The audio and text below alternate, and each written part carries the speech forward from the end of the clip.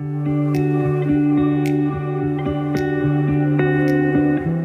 know, I'm in the same boat that I think, and have been in the same boat that a lot of folks have been with the employment issue of, you know, how do you get young people to come into the trades and fill the employment, you know, pipeline? Because I remember talking to my apprenticeship instructor back in 1980, 84, 85. And even back then, he said there's going to be a huge shortage of skilled trades folks in manufacturing and all trades. He said we have an aging demographic, and we're going to be in trouble. You know, and back then I was 22, 23. I'm like, yeah, I don't know what you're talking about. And I can't see that. But I noticed just in my apprenticeship class, when I started in 1981, there was like 20 people in it. And 4 years later, we were down to 5. And it was really weird. Even back in the 80s, I started to realize and started to see that there's something happening in our society and our view of jobs and the trades and manufacturing that students are getting the wrong message that it's not a good career path and everybody should go to college. So I just want to do a short presentation and kind of talk about how we've gotten where we are, share my story a little bit, why we developed this course, why it's been successful, how it's been successful, and you know, hopefully give everybody a little bit of hope that there's some solutions on how to figure out this employment, you know, puzzle that I think everybody's struggling with. So I want to go over my story. I'll share the Craftsman course, benefits of it, and then just how we really need to think about investing in the future.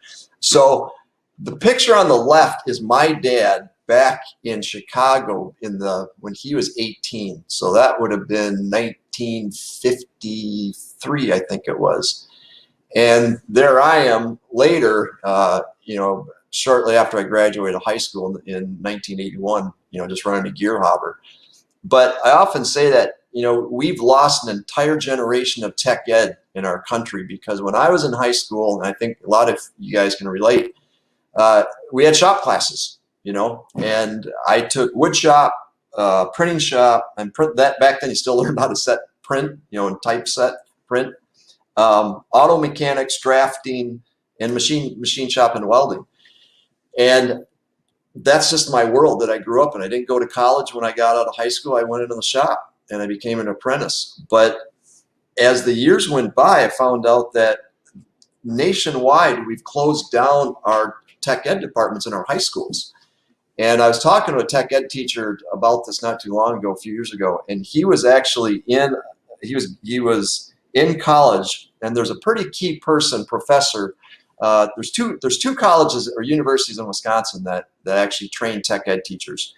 And he got in an argument with this one professor because the professor said the future of tech ed is going to be lab coats and computers. We're not going to need plumbers. We're not going to be people that know how to turn wrenches. We don't need people to figure out how to run a lathe or a hobber and any of that.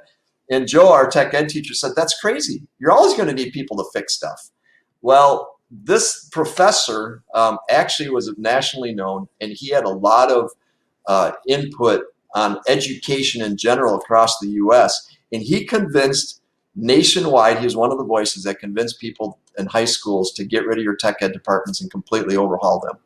And Edgerton did that, and it was one of the schools. And so when I came back into the shop 30 years ago, because I was gone for about 8 years, I was asked to come into our tech ed department in our high school and take a look at it. And I was stunned at how it had been shuttered. And so that has happened thousands and thousands of times in high schools across the country. So we have lost an entire generation of kids that should have been in shop class, wood shop, machine and welding or whatever. And so, you know, you think about that's like 20 years of people that should have been applying for our jobs, that should have been exposed to manufacturing, the trades, that have not been. So the other issue that goes along with that is if you don't have kids taking tech ed classes, you don't have tech ed teachers, because out of those kids that take tech ed, then some of those people eventually become teachers. So now we have this incredible shortage of tech ed teachers that society, our industries are really, and school districts are struggling with. My middle son, Nathan, he actually went to school to be a tech ed teacher at Platteville. And before he graduated, his senior year, he was bombarded with offers from schools literally around the state. And I think it was 4 years ago, 5 years ago, he's been teaching now. There were 70 openings for tech ed teachers in the state of Wisconsin that year, and there was only 5 graduates. So this, you know what I'm saying? So we have this crazy shortage not only of tech ed teachers, but we don't have also we don't have kids coming into the trades. So who's going to teach those kids? So that's and I make that point because if we're going to teach kids our trade as industry people, we have to take responsibility and kind of take control of that whole topic. So why is there a skilled gap like I've talked about? But there's also the stigma and the perception that everybody needs to go to 4-year college, working in a machine shop or working on a job site as a carpenter, electrician, or plumber. You know, that's like, as Mike Rowe often says, it's a consolation prize. You know, if you're not good enough to go to university, if you're not college material, we send this pretty strong message that, well, okay, you can go maybe work in a factory or work on the shop floor or just get a labor job. So we have this horrible perception in our country that, you know, working as a CNC machinist, working as a plumber, electrician, etc., is not equal or worthy of compared to the other jobs that are out there. And so as parents, we struggle with parents in our school district where kids want to come and work here. Why would you want to go work in a machine shop? You need to go to 4-year university. Well, we all know the problems with that. One is maybe the kid wasn't meant to go to 4-year university. There's an incredible amount of crushing debt that students are graduating with, often of 4-year schools. And the other things, maybe they're more into hands-on learning. Oh, there we go. Lost the PowerPoint. So the solution, as I've talked to a lot of different companies, there's no silver bullet. The schools don't know what to do. We have the perception problem. Parents really don't even hardly know that these good jobs exist. And that's my point, that as industry, we got to take it back. We have to figure out our own solutions because no one's going to figure it out for us. So the course, we came up with this course called Craftsman with Character. And really how it started, when I got invited to come back to our tech ed school, high school here, I walked into our room and I went, oh my gosh, these are the same machines that I ran back in the 70s and 80s. They're covered up with tarps. They're shoved in a corner. And we actually helped renovate the whole tech ed department. But the thing that struck me was that I'm looking at all these kids, you know, kind of in the tech ed department, and I realized they are me. I mean, I was them, you know, 30 years ago. And often the tech ed departments are at the end of a long hall somewhere in school. They're separated from the rest of the school where, you know, the math and the social studies and history. And it's a bunch of these kids that don't feel like they have much to offer. They've been given a message that, like I said, they're not college material. And the career counselors really don't know what to do with them. So I started looking at them and going, you know what? I wonder if there's a way that we could at least introduce them to show what's available in our industry, because they don't have any idea what's out there. So we started this kind of journey of how can we expose kids to the trades and manufacturing, and 2, really worked on character development, because talking to the school districts, the last time any of the students these days get any character discussion or teaching, maybe goes all the way back to elementary school. And I think we've all experienced things like you go to a grocery store and you maybe have a young person working at the counter. They don't even know sometimes how to make change. A lot of times they don't know how to look you in the eye. They don't know how to just be cordial and respectful.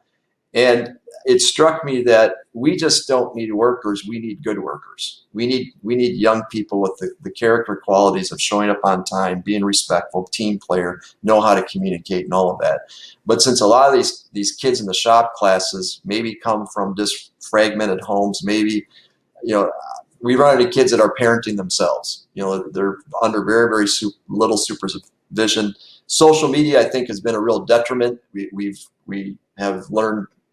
have not learned, I think, good social skills. We've given students a reason to be isolated by themselves. So the course, I realized when I did my research, we need to get back to that character development. But a lot of these kids don't do well sitting in a class 5 days a week. So we decided what they really need is to be mentored and to see character qualities modeled rather than just spoken, and just telling them how they need to be. We need to show them how to be. So the course we develop, it's 80% job shadowing, 4 days a week, and it's an hour-and-a-half course. So it's like any other class in the high school. It's actually a high school class that they sign up for. But 80% of it, 4 days a week, they're just out on the shop floor job shadowing. And the other 20%, 1 day a week, I get them in a classroom and we go through a whole curriculum that basically helps them explore their worldview. What do they think that they're going to need to be successful? What character qualities do they need? And really, it's a 16-week course where we ask them every time we get together, what'd you learn this week? And what's out there in the world, or what's out there in the shop, or other businesses that they're job shadowing that really strikes you, and how do you think you'd fit in there? And with that, those 4 days that they're job shadowing, they're seeing those character qualities that we need to be successful, modeled by these crusty old machinists who often don't think they have much to offer these kids, but they become the kids' friends. And it's really the character part of it, and also just seeing it in person, how it needs to be lived out. So, hey, Dave, couple of questions. Just how many kids are in the shop at a particular time? Great question, and I appreciate you interrupting me. Don't let me just babble on. So the course, we limited the course to 10 students because, and there's a couple reasons for that. One is the small group dynamics. When we have a lot of discussion with the kids, these kids are opening up about their lives in really crazy, powerful ways. A lot of brokenness, a lot of dysfunction at home. And it needs to, so our class needs to be a safe place in our discussion groups, right? So we decided we got to limit the class to 10, and then out in our shop we've got, we divided our shop up. We're about a 40-person shop, so we divided the shop up into 9 or 10 departments where the kids can kind of spend a week in the saw department or a week in the lathe department. But now we've got 5 other businesses involved in our program, so the kids just aren't job shadowing our shop. They're in an auto body shop. They're in a auto salvage yard. They're up at the school at the HVAC guys and electricians. So they're able to job shadow, like I think 5 or 6 different places. So we spread them out throughout the community, during that course. And then that one time a week, we all come together. So it's really become a community program more than just a Edgerton Gear program. Right. First time we did it, we had all the students here, but now we've got so many other folks involved. So we'll have 2, during the week, we'll have only 2 students here a week or day, and then the other students are, like I said, at the school or in these other businesses. Okay. And then Kyle asked, does the shop have overhead cranes? Yes, we do. We've got cranes throughout the shop. And Kyle, that's a really good question too, because one of the things as well, is this allowed? What about insurance and liability issues? The school treats our course just like a field trip. So the students are covered under the school's insurance because it's an umbrella policy. So just like if they went on a field trip anywhere, they're covered. We don't allow the students, they can't run equipment. They can't, obviously, it's a class, it's job shadowing. So they just have to watch, and obviously we make them wear safety glasses and follow all of our safety protocols. But they're by insurance policies, they're very welcome to be out in the shop and on job sites. Okay. And it looks like in some of the videos I watched, they do get some hands-on in the classroom piece on measuring and doing other types of kind of learning activities. Is that accurate? Yeah, in fact, the picture that you're seeing on the screen right now, when the kids were out job shadowing, our guys realized a lot of them the kids didn't even know how to read a ruler. So our guys said, hold it, we have to step up with these kids and can we teach them stuff? So in this picture here, one of our guys is actually teaching a measuring course of how to read a caliper, but he had to start with a ruler, just basic fractions. So that becomes part of the course where our guys are really interactive. And we had students that they come in with a hoodie, their hands are shoved in their pocket, their pants are halfway down their rear end, and our guys like, that's not acceptable. And the parents have been telling the kids that. The teachers have been telling the kids that. But when it's a guy on the shop floor who tells them that, all of a sudden they listen. And so we often say it's our shop, our rules, and you need to pay attention and take out your earbuds, and you're here to learn. And the teachers and the parents are like, man, those kids listen in so much more powerful ways than we can ever get through to them. I mean, just think back to when, any of us were 15, 16, and we may not listen to our parents or teachers, but boy, you see someone out in the work site or someone else, and you tend to listen better. Yep. Cool. All right, carry on, sir. Okay, so basically we partner with the local high school, and this is an accredited class, so we really need the schools to get on board with us because obviously they're going to help orchestrate, they're going to help coordinate. It's an accredited class where the kids are getting graded, and so we're working with our principal, our superintendent, and our career guidance counselors. And our shop teachers, actually, our tech ed teacher, he actually comes here and helps teach the course, but he has a relationship with the kids and he knows what kids will probably be a good fit for our course. So it's really giving these kids those career options that are available, just make them aware of it. And it's really trying to inspire them. I pound on these kids constantly that you are way more valuable than you realize. The world desperately needs you guys to step up, and you've got gifts and skills that have been completely overlooked. A lot of these kids, they don't think they're smart, right? Because they don't do well in social studies or history, etc. But they're really good with working with their hands. We got kids. The young gal in this photo here, she knows how to take apart her diesel truck engine, but she's failing her other classes. So she gets this mindset. Well, I'm not smart. Well, holy cow, you're way smarter than a lot of, quote, smart people that we know. So to me, the course is really about inspiring the students and giving them an opportunity to see what's out there and possibly where they fit. Now, there's been a lot of talk about youth apprenticeship, especially the state of Wisconsin. And my criticism of youth apprenticeship is it's only successful less than half the time. And there's statistics that will back this up. And if you talk to people from the state and corner them, they will admit it's only successful half the time. And why is that? Well, typically with youth apprenticeship, they go to the kids and say, hey, we have opportunities for youth apprenticeship in this company, right? And the kids go, okay, that sounds fun. Well, the kids don't know the company. The company doesn't know the kids. So it's kind of like this blind date that you put together, and it may or may not work out. Half the time it does, but half the time the kid's going, I don't like this. And they haven't been given the soft skills or taught the soft skills of what they need to do to be successful. So the employer gets frustrated, the kid gets frustrated, and it breaks up before it even gets off the ground. So I say our course is a pre-apprenticeship course where we do teach soft skills. We develop those mentoring relationships. We get to know if we like the kids and if kids like us. They need role models. We really emphasize we got to have character before we can really teach the skill. And it really takes the community. It's not just the teacher and the parents, but as business people, we get that opportunity to really shape the character of these young people. And this is the guts of the course of what I call the Craftsman Code, and there's a lot more to it. But I pound on these kids. I make them stand up and memorize this Craftsman Code.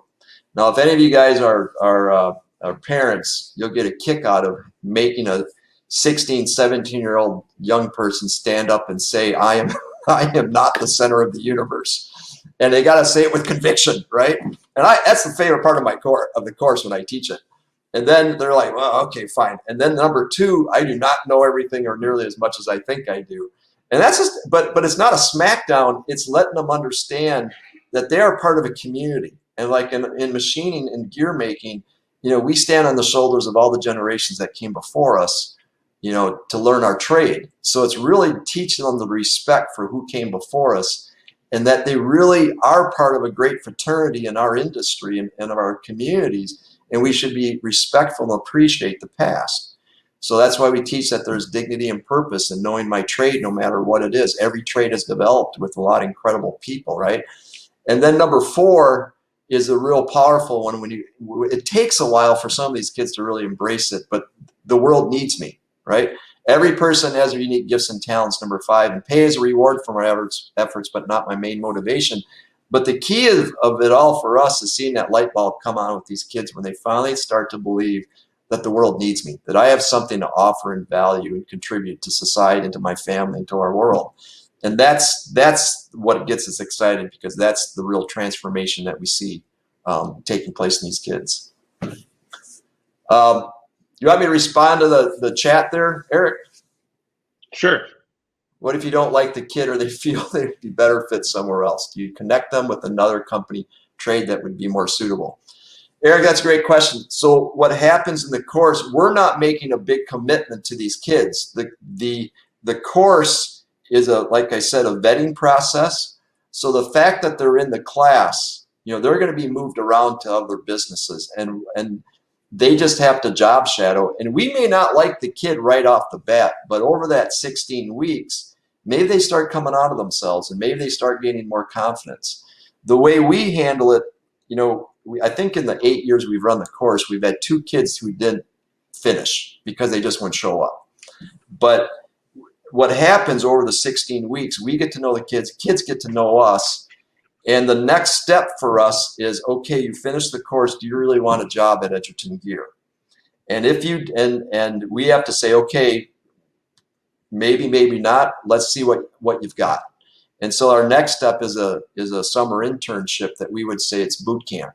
And we warn them, like, we have to find out if you have the work ethic and the character to make it here.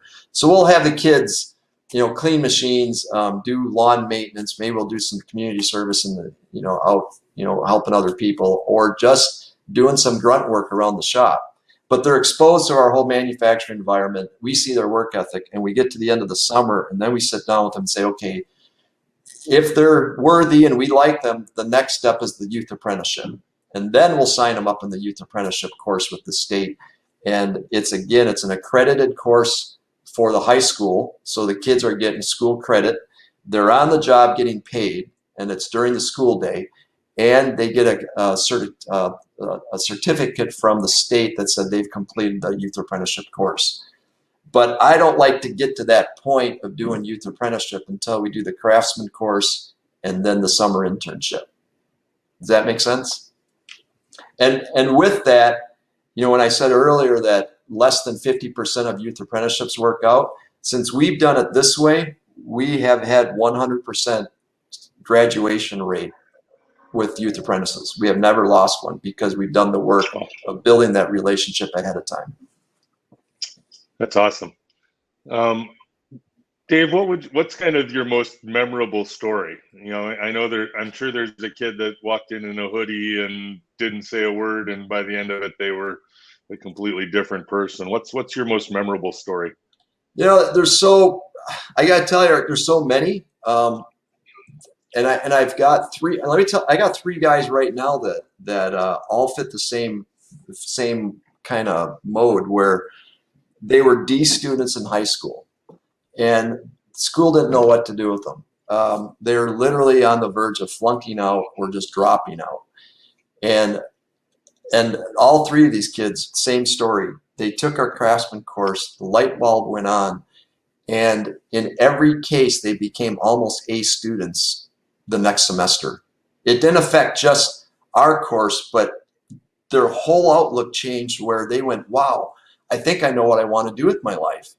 And the light bulb went on where they started to apply themselves, and all 3 of them, and it happens almost with all the kids. Their grades improved, but these 3 in particular, they went from D students to A students. They ended up becoming summer interns. They ended up becoming youth apprentices. They graduated high school. We ended up helping them to scholarship to tech school. And all 3 of them, D students, as juniors in high school, made the dean's list all 4 semesters that we put them in a tech school. In fact, one of the kids, when he graduated, the school asked if he would help stay and teach as a 21-year-old. He was that good. And his response, because we teach so much humility, that's one of our core values here in the shop, his response was, no, I have way too much to learn. I'm not ready to teach. I need to go back to Edgerton Gear and learn to grow up and learn my trade better. Yeah, That's so awesome. that's why we get so excited, because our average age in our shop now, in most, well, let me back up. In most companies, I think in manufacturing, the average age is between 50, 55, 58. Our shop, our average age right now is down to 28.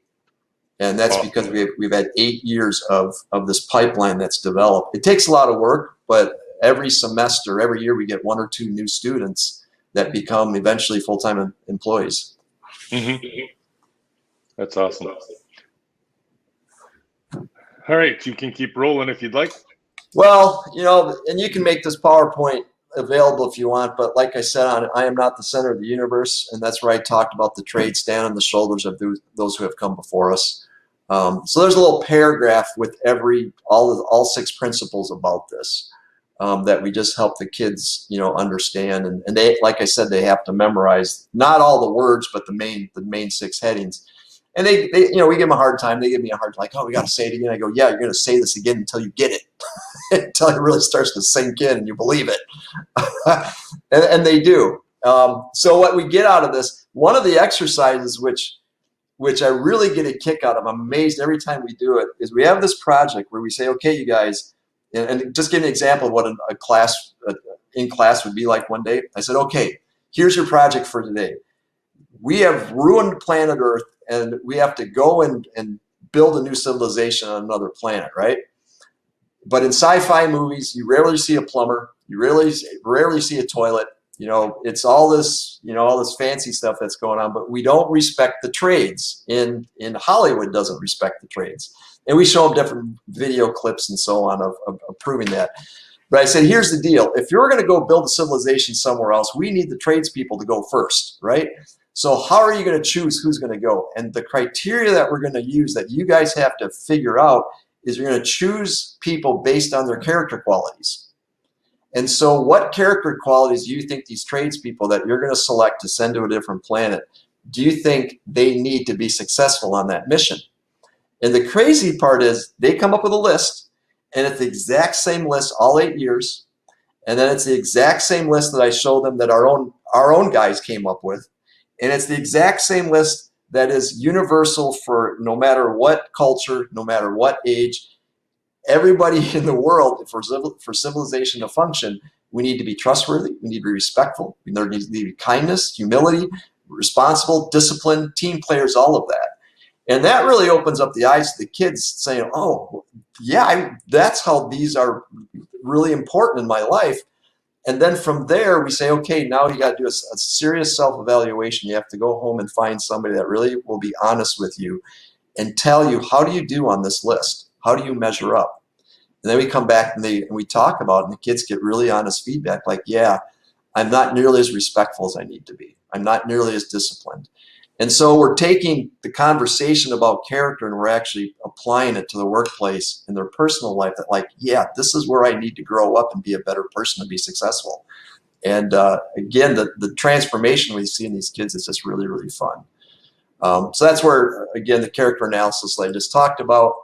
And for the students, they obviously gain confidence. They get a sense of direction. We've had kids who come in and say, oh, I want to be a welder. Have you ever sat underneath a welding hood for 40 hours a week? But that's all they knew about manufacturing. So then they come and they see, CNC lathes, they see, other businesses, and it just gives them a bigger perspective, all that's out there in the real world of experience. And again, the adult apprenticeships, the youth apprenticeships, and the college credit they get for it. It's a real pathway to employment. Our employee, one of the questions often is, well, what's it do to your shop? Our employee engagement has just gone through the roof, because all of a sudden our guys are like, wow, I have something to offer this next generation. And when you got someone looking over your shoulder and having to explain what you do, as I've tracked this for 8 years, our productivity has climbed every year, as well as our profitability. So I often say that you almost can't afford not to do this if your company is going to survive. We have to invest in this next generation in a way that really brings them in and mentors them and trains them and helps them to grow up. My youngest son works at a Menards as an HR guy, and this generation of students, there's young people, he's saying we almost have to think in terms of reparenting these young people that are coming to work for us because they've learned such bad habits. They don't have all these character qualities that any company needs for our staff to be successful. So that's kind of the perspective that we're taking. So obviously our future is at stake. It's, it takes some time, it takes some money to do this because we're freeing people up in the resources, but our businesses aren't going to survive if we don't. So I wrote a book about it. It's kind of my faith perspective too on the workplace. But I really believe that our civilizations are at stake if we don't figure out how to teach our young people to do good work. So there we go. That's awesome. Thanks, Dave, for sharing the story there. One question came to mind for me, I guess. At this point, what's more fulfilling and rewarding for you, running this program or running the business? That's a good question. I think you probably can see with my passion, it's running this program and really seeing the kids transformed. And I've gone through burnout cycles here at the shop for 30 years. This is my 30th year. And, just this morning, we've got some major employee issues that we're dealing with where a couple guys just aren't pulling their weight. And and after this meeting, I have to go deal with that and have a real honest conversation. But when you see young people and you see people clicking and working together, my stress level, used to be just insane. But we have this young crop of leaders coming up that really have a passion, not only for the business, but to also mentor and train the next generation. So we really call ourselves a mentoring culture. And it's making gears is easy, but we often say making gears is easy. Helping people and fixing people is hard. Working with people, I think we can all agree with that, whatever our industry is. I often say that we're more, in order for whatever industry we're in, we're really in the people business, because we need people to run our companies. And so it's been life-changing for me personally, and also for our company and for a lot of kids. So yeah, it's pretty an easy answer. I'm really excited to do this course. Yeah. Can you talk a little bit? I know you and I talked briefly about, kind of the next phase of this program and, kind of where you'd like to take it. Can you talk a little bit about that and maybe, how, if people are interested in talking to you, how they might go about doing that? Well, I would love to see it expanded. We have some other schools and businesses that are taking it on. I've got the curriculum already developed that I'm more than happy to share. And, I'm such a believer in seeing how it's transformed people, that if we can help other businesses or school districts or tech schools, however, take it to the next level and really expand it. In fact, a couple of people on this call that I invited in, they're actually, kind of part of a team to help me think through how to do that. But, we're really I'm looking for other places that are willing to become, models of it and prototypes. So if anybody's interested and want to know more and figure out how we got this off the ground working with our school district, be more than happy to talk to you and show you our curriculum. I can send it to you and we can have a conversation. But I've had folks, there's one man in here on this call right now, Jay Mason, and a few other folks who are saying this needs to go national, because this is needed everywhere.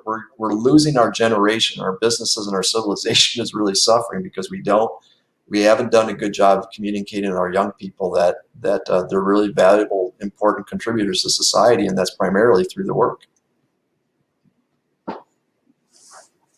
Great. And all of us quote unquote smart people are going to be paying $200 an hour to have somebody come and fix a pipe in our house. So that's right. Exactly. I think we already are. There's another question there in the chat for you, Dave. Yep. Are we partnering with the local apprenticeships? Yes. So we have the full gamut of training that the state offers and that we've developed. So we have our craftsman course. We're partnered with the state and the schools for youth apprenticeship. And then we also have a very vibrant adult apprenticeship program. I think I've got 6 apprentices registered right now with the state. So we've developed our own training program that follows the whole gamut, where it's a natural progression from craftsman course to youth apprenticeship to adult apprenticeship.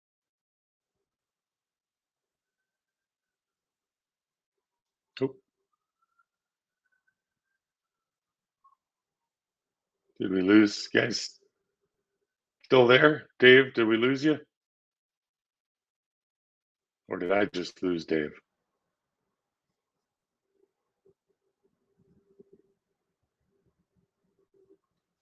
No, he's frozen. Thanks, Eric. Let's see if we can get him back.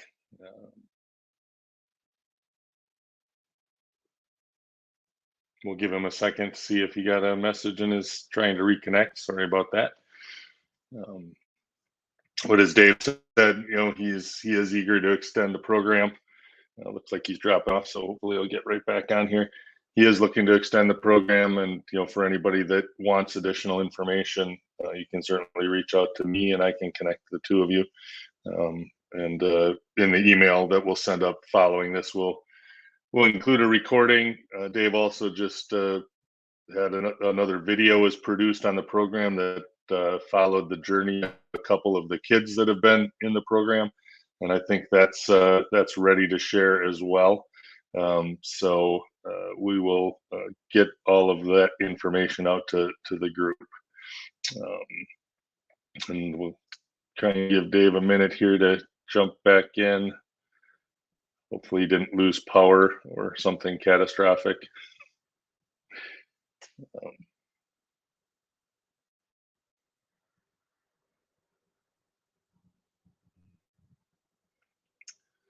I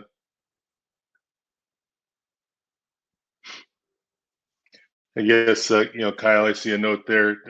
Did he say adults as well? Do you mean like including adults in the course? And I can open up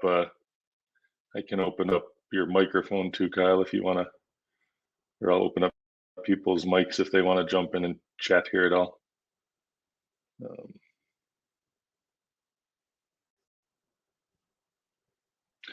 Yeah, I'm not sure. I haven't spoken specifically with Dave about applying it to population beyond the high school realm, but I'm sure he'd be eager to talk about that with you. I can tell you that they currently, hey, they currently don't do anything with adults. When he referred to adults, he's referring to the engagement of the adults working in the shop with working with students. Okay, thanks, Scott.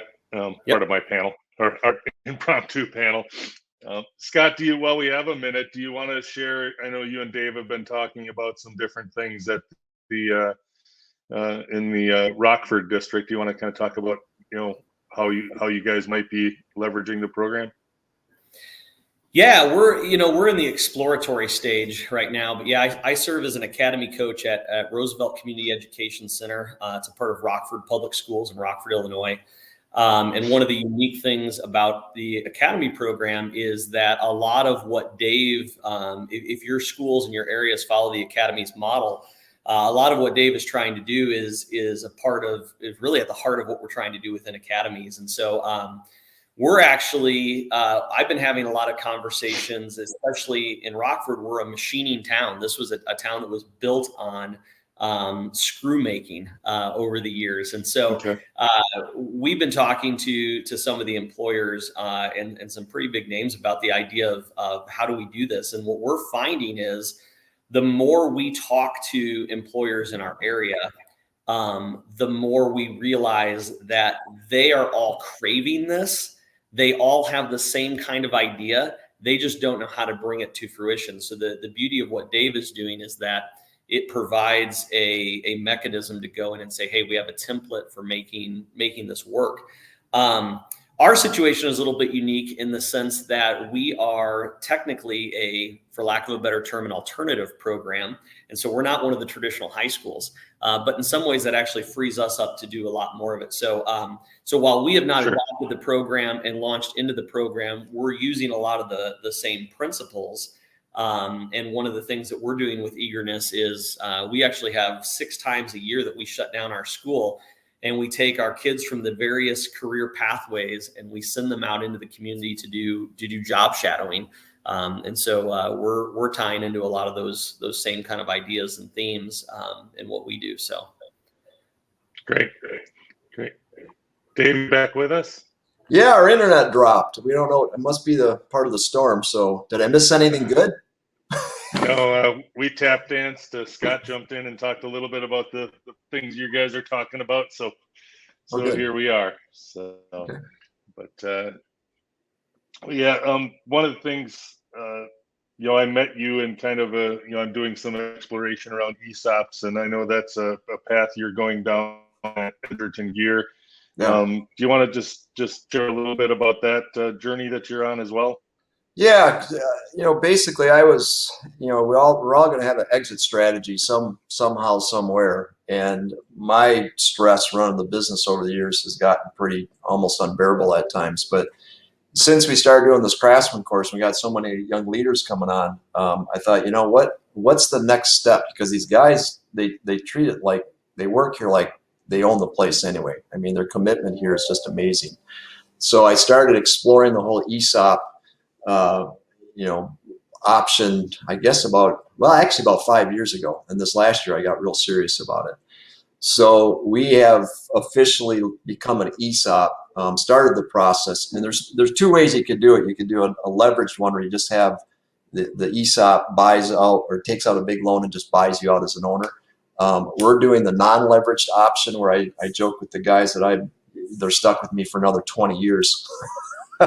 Because I'm slowly gonna phase myself out, but I'm still needed here, and it's still a lot of fun. So we're doing our first contribution, so it's probably about 5% of the company I'm putting into the ESOP this year, and really giving the employees a stake in the ownership of it. So that's great. That's great. It seems like you're kind of wrapping the whole thing together, which is really cool. Yeah, I would say so. When you get when you have a say in kind of developing the character of folks and really getting them on board, I guess to me, it's why wouldn't I make them owners? Because the other option is selling out to somebody that's going to come in and gut the company and flip it. And the commitment that I've got, that I have from our staff and that I have to them, that would just be a wrong thing to do. So I really want to, give them a future in kind of controlling their own destiny, I guess. All right. Any other questions for Dave, either via chat or I think you can turn on your microphones if you want to jump in and say hello. Any other? I know that a couple people have expressed interest already, so Dave, I'll probably, if it's okay. Yeah, I can respond to Kyle as far as for adults. We do use the course for adults as well. When we hire anybody new that's already out of school, we have them take the course with the kids. I mean, granted, they're working out in the shop, but we have them join that one day a week in the classroom to share their experiences. And it also teaches them the culture of our company and helps reinforce, these are our values and this is what's really expected. And I've had 45-year-old people take the course with the kids and go, how come I never had this when I was in high school? This would have changed my life, because we really stress that every person on this planet, we're here for two reasons. For that sense of purpose, we need to be doing something worthwhile in our lives, and we need to have a sense of community. And it kind of opens their eyes about, wow, my work really does matter. It gives them a sense of dignity and that sense of purpose every day, and really teaches them, helps them to be more of a team player and committed in our community. So we just make everybody take it. So. Yeah. Well, it doesn't feel like a huge stretch if you wanted to, perhaps modify the program and extend it to, whether it's, church groups or, people that are working with, either people who didn't make it through high school or, Right. kind of that young adult population that's after. Yeah. It seems like it's something that could be fairly easily adapted to that. And that's what we're looking at too. Could we make it, retail with character, hospitality with character, healthcare workers with character? I mean, the course is really adaptable because it's got the same basic principles that no matter what industry we're at, that we really need. We have to be good people, and we got to be able to get along with each other and have that sense of dignity and purpose in coming to work every day. Yeah. And would you say, I've never run a manufacturing facility, but I would think that most of the challenges that you face, from a people perspective, are not that they can't do the job, that they're physically unable, or even Right. intelligence-wise unable, but the fact that they're lacking those character skills that are necessary to really be part of a team. Absolutely. Absolutely. By far and away, those are the biggest issues that we face, is how do you help people have those soft skills. The issue you got to deal with after this meeting is guys are on their phones too much, and I'm sure no one else has had that issue. and we've got two guys that aren't pulling their weight in the department, so we have to go back and revisit those ethical work ethic things that we have to focus on. Like, man, you guys got to work together as a team better, and you got to respect each other. And I think in any business, that's our biggest issues, is just getting people to work better with each other. I mean, Eric, that's what you do in your business, right? You consult and say, how can you create better cultures within companies? Right. So, yep.